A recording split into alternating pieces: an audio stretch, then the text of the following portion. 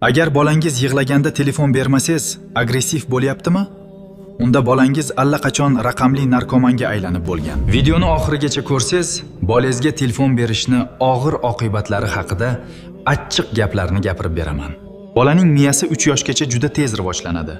Bu davrda u hamma narsani ushlab, ko'rib, hidlab, tirik muloqot orqali o'rganishi shart. Ekranga mixlanib qolgan bolada real dunyo bilan aloqa uziladi. Natijada bolada nutq rivojlanishi kechikadi. Telefondagi yorqin ranglar va tez almashadigan kadrlar miyada haddan tashqari ko'p dopamin ajratadi. Bola bunga tez o'rganadi. Natijada ota-onaning gapi unga zerikarli tuyuladi.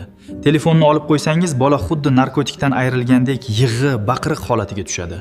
Smartfon ekranidan tarqaladigan ko'k nur ko'zning to'r pardasiga chuqur kirib boradi va vaqtidan oldin ko'rish qobiliyatini pasaytiradi. Iltimos, agar farzandingizning sog'ligi siz uchun muhim bo'lsa, telefon bermang va bu videoni like bosib tarqatib qo'ying.